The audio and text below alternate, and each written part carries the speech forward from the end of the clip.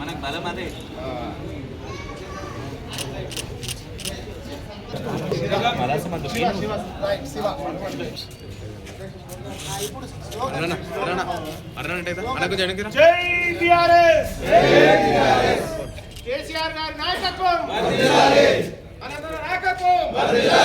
Legal notice ఇచ్చారు, ఆయన మీద తప్పుడు ఆరోపణలు చేశారని చెప్పేసి, నిరాధారమైన ఆరోపణలు చేశారని చెప్పేసి ఎట్లా స్పందిస్తుంది? ఇట్లా నోటీసులు ఇవ్వాలంటే మేము చాలా నోటీసులు ఇస్తుంటాం ఆయన మాట్లాడేదాన్ని. ఈ గురించి పెద్ద చర్చనే కాదు, దాని గురించి ఇంకా చాలా విపులంగా చాలా బ్రహ్మాండంగా మాట్లాడుతున్నది. నేను ఎప్పుడు స్పందించాలని అప్పుడు స్పందిస్తా. ఇప్పుడు లీగల్గా ఎట్లా ప్రొసీడ్ కావాలని అట్లా ప్రొసీడ్ అవుతాము. ఆయనకు 1000 కోట్లు వేసేది ఉన్నది, పరువు నష్టం దావా. ఆయన మాట్లాడిన మాటలు కావచ్చు అని చాలా ఉన్నాయి. ఇంకా ఈ ఉడతా ఊపులకు ఇటువంటి తాటాకు చప్పులకు భయపడేటోడు ఎవ్వరు లేడు.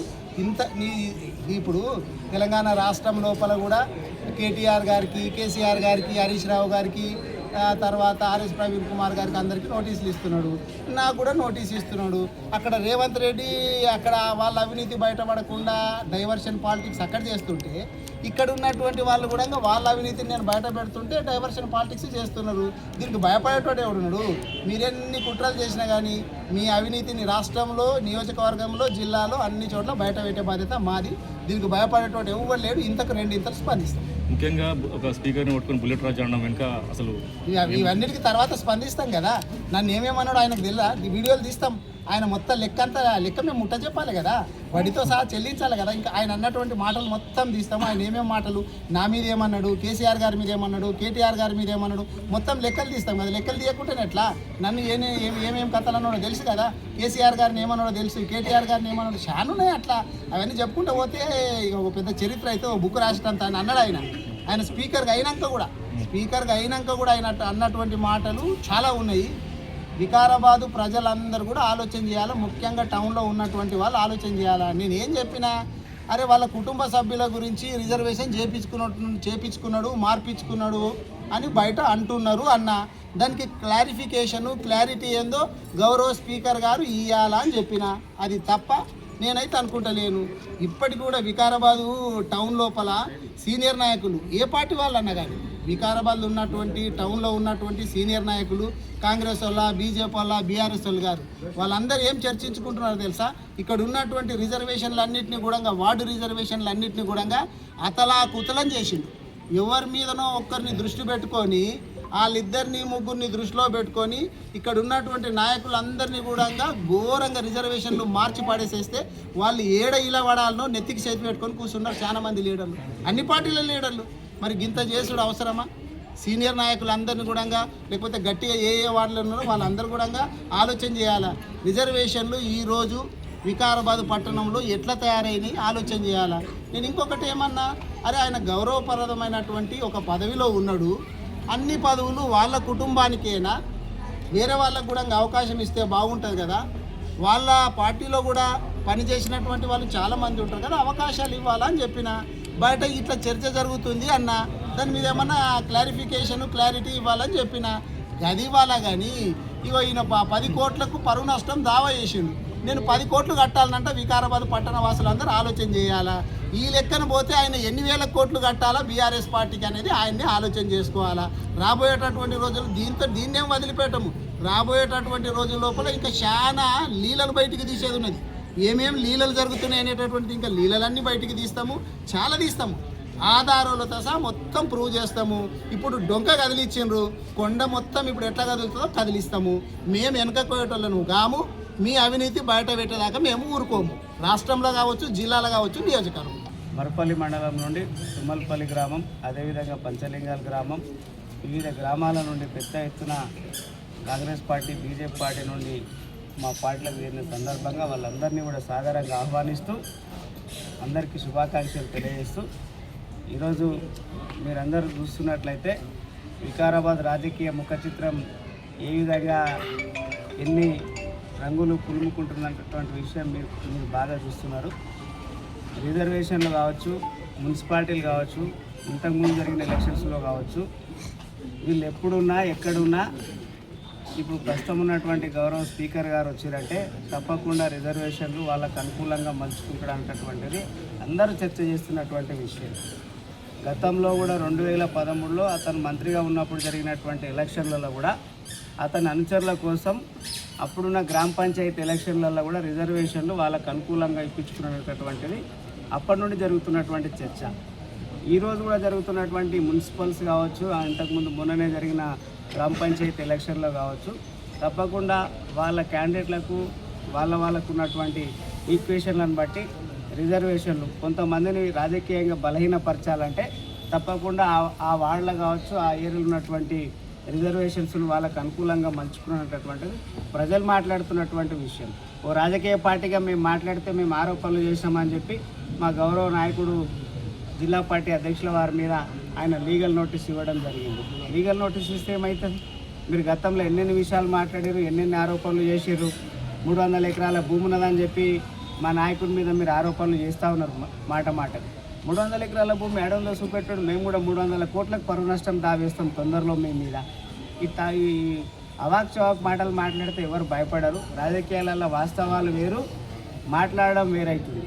ఎందుకంటే అవినీతి ఎంత జరుగుతున్నది, ఎక్కడెక్కడ జరుగుతున్నది, గతంలో ఏం జరిగింది, ఇప్పుడేం జరుగుతున్నది ప్రజలు కూడా కళ్ళతో చూస్తున్నారు. నాయకులకు కూడా అందరికీ అర్థమవుతున్నారు. ఈ కర్మ ఇంకా 2 ఏళ్ళు 3 ఏళ్ళు మేము భరించాలని చెప్పి జనాలు అనుకుంటున్నారు, వికారాబాద్ వాళ్ళు అనుకుంటున్నారు, రాష్ట్రం అంతా అనుకుంటున్నారు. ఇది మనకేం ఇదేం కర్మరా బాబు అన్నటువంటి పరిస్థితి రాష్ట్రం పరిస్థితి, ముఖ్యంగా వికారాబాద్ నియోజకవర్గం పరిస్థితి. ఈరోజు ఎక్కడ కూడా ఏం పనులేం కనిపిస్తలేవు, కానీ రాజకీయాలు మాత్రం బలంగా కనిపిస్తున్నాయి. పొద్దున లేస్తే రాష్ట్రంలోనేమో కేసీఆర్ కేటీఆర్ పేరు, వికారాబాద్లోనేమో ఆనందన్న పేరు. మీరు చేసేది ఏదో చేయండి సక్రమంగా, మీరు అభివృద్ధి మీద దృష్టి పెట్టుకోండి, పనులు చేయండి, మంచి పనులు చేయండి తప్ప అవి మానేసి పొద్దున్న లేస్తే మీకు నోటీసులు ఇవ్వాలి, వాళ్ళకి నోటీసులు ఇవ్వాలంటే మీరు ఎన్ని నిరాధారమైనటువంటి ఆరోపణలు మా పార్టీ మీద, మా నాయకుని మీద, కేసీఆర్ కేటీఆర్ గారికి వెళ్ళి మొదలు పెడితే మా మాజీ ఎమ్మెల్యే గారు ఆనందన్న మీద ఎన్నో ఆరోపణలు చేస్తున్నారు. ప్రెస్ మీట్ పెట్టినప్పుడల్లా సమాజం సిగ్గు దించుకునేలా మాట్లాడుతున్నారు మీ పార్టీ నాయకులు. ఏది పడితే అది మాట్లాడుతున్నారు. అధికారం ఉన్నదని అహంకారంతో ఏకవచనం మాట్లాడుతున్నారు. అసలు నోరుతో చెప్పలేని భాష మాట్లాడుతున్నారు కొన్ని మండలాలలో. అయితే అది సభ్యతనా? అది సంస్కారం కాదు కదా. రాజకీయాలు ఉన్న ముందాగా ఉండాలి. విమర్శ చేస్తే కూడా దానిలో వాస్తవం ఉండాలి. వాస్తవమైన విషయాలు మాట్లాడితే ప్రజలు హర్షిస్తారు, అందరు కూడా నిజంగా మనసుకు తగులుతాయి. అంతేగాని ప్రెస్ మీట్ పెట్టి నోటుకు వచ్చినట్టు రోడ్ల మీద మాట్లాడుకోలేని మాటలు మాట్లాడుతున్నారు కొన్ని వీడియోలలో చూస్తుంటే. అది ఆయన మెప్పు కోసం మాట్లాడినంత మాత్రాన మీరేం గొప్పలు గారు. ఎదుటి వ్యక్తులను ఇబ్బంది పెట్టేటటువంటి మాటలు మాట్లాడడం అందరికి వస్తుంది, అది చాలా ఈజీ పని. కానీ మనం మాట్లాడే దానిలో వాస్తవమైంది అవాస్తవమైంది మాట్లాడే వాళ్ళకు కూడా తెలుసు. ఈరోజు జరుగుతున్నటువంటి వికారాబాద్ మున్సిపల్స్లో ఈరోజు వాళ్ళ కుటుంబాలకు వీళ్ళ కుటుంబాలకు కాదు, వాస్తవంగా కష్టపడి పనిచేసిన వాళ్ళకు అవకాశం ఇవ్వాలి. అది ఏ పార్టీ అన్నా కావచ్చు, ఏ రిజర్వేషన్ అన్నా కావచ్చు. వాళ్ళ వారసత్వ రాజకీయాలు చేసుకోవడం అనేటటువంటిది అది బాధాకరం. వికారాబాద్ రాజకీయంగా కబ్జా అయిపోయింది, వాస్తవం అది. 30 ఏళ్ల నుండి వికారాబాద్ రాజకీయంగా కబ్జా అయింది కాబట్టి ఆ కబ్జా చర్యల నుండి ఇప్పుడు బయటపడుతున్నది.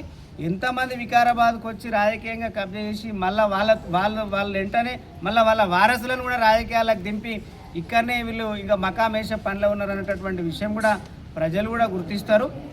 ఇక్కడ ఉన్న నాయకులైనా పర్వాలేదు, ఎవరైనా ఏ నాయకులైనా పర్లేదు, తన వెంట కష్టపడి పనిచేసే వాళ్ళకు అవకాశం ఇవ్వాలనేటటువంటిది కార్యకర్తలకు ఉంటుంది, అన్ని పార్టీలలో ఉంటుంది. అధికారం ఉన్న పార్టీలో భయపడి చెప్పకపోవచ్చు, కొంతమంది మాలాంటి వాళ్ళు ఓపెన్గా బయటికి చెప్తారు. తప్పకుండా అందరూ కూడా ఆలోచన చేయాల్సిన విషయం ఏంటంటే మున్సిపాల్లో ఖచ్చితంగా బీఆర్ఎస్ పార్టీ ఏదైతే క్యాండిడేట్లను పెడుతుందో బీఆర్ఎస్ పార్టీ అభ్యర్థులను గెలిపించాలి, వికారాబాద్ మున్సిపల్ కైవసం చేసుకోవాలి. అదేవిధంగా రాబోయే రోజులలో కూడా ఇటువంటి ఆరోపణలు చేస్తే తప్పకుండా మేము కూడా ధీటుగా సమాధానం చెప్తాం. ఇక్కడ కూడా వెనుకకు తగ్గేది లేదు. మేము ప్రధాన ప్రతిపక్షంగా అన్ని రకాలుగా ఇప్పుడున్న అధికార పార్టీకి వాళ్ళ ఏ డెవలప్మెంట్ చేసా కూడా మేము సహకరించడానికి సిద్ధంగా ఉన్నాం మా నియోజకవర్గంలో అని చెప్పి మా మాజీ ఎమ్మెల్యే గారు చాలాసార్లు చెప్పడం అయింది. అది కాకుండా ఓన్లీ వ్యక్తిగతంగా తీసి మాట్లాడడం తప్ప మిగతా వికారాబాద్ మున్సిపాల్లో ఇప్పుడు రెండు సంవత్సరాలు అయిపోయింది వీళ్ళు వచ్చి. వికారాబాద్ మున్సిపాల్ని ఎంత అభివృద్ధి చేసారో ఇక్కడ ఉన్న వాళ్ళందరికీ కూడా తెలుసు. ఆ వికారాబాద్ అభివృద్ధి విషయం పక్కన పెట్టి ఇప్పుడు ఎలక్షన్ వస్తున్నది కాబట్టి ఈరోజు పేపర్లో ఏమొచ్చింది, వికారాబాద్కు రింగ్ రోడ్ అంట. మరి 2 ఏళ్ల సంది రింగ్ రోడ్ ఎందుకు సర్వే కాలేదు, ఇప్పుడు ఎందుకు సర్వే చేస్తున్నారు? మరి అది ఇప్పుడు మున్సిపల్ ఎలక్షన్లో చెప్పుకుని వికారాబాద్ను దశ మార్చేస్తామని.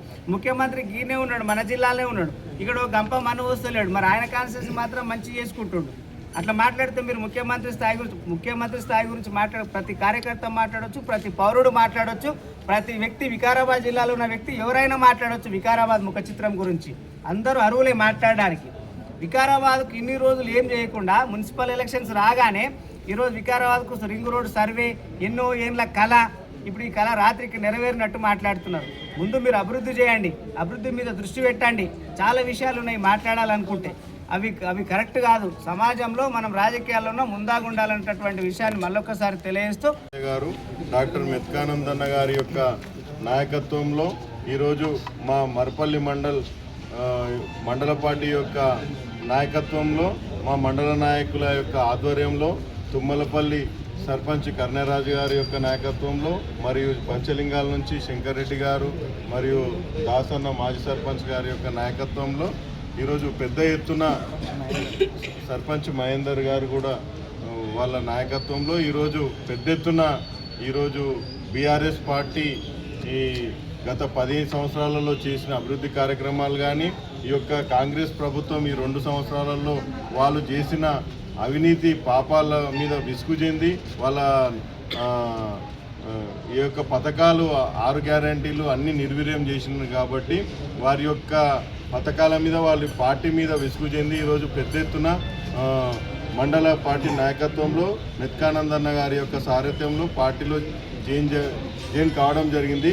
వారికి మా యొక్క తరఫున అందరికీ హృదయపూర్వకంగా వారికి స్వాగతం చెప్తూ, మరియు అదేవిధంగా గడిచిన 2 సంవత్సరాల నుంచి కూడా ఈ ఓడిపోయినా కూడా ఈరోజు వికారాబాద్లో స్థానికంగా ఉండి పార్టీని బలోపేతం చేసుకుంటూ, మరియు ఎప్పుడు కానీ ప్రజలలో మమేకమై ప్రజలలో ఎప్పుడు ఉండే నాయకుని గురించి మీరు మీ యొక్క గురువింద కింద నలుపు తెలియదన్నట్టు మీ నలుపును మీరు చూసుకోకుండా సారు ఒక వైట్ పేపర్ లాంటివాడు, ఆయనను మీరు పదే ఒక ప్రాపగాండా చేస్తున్నారు.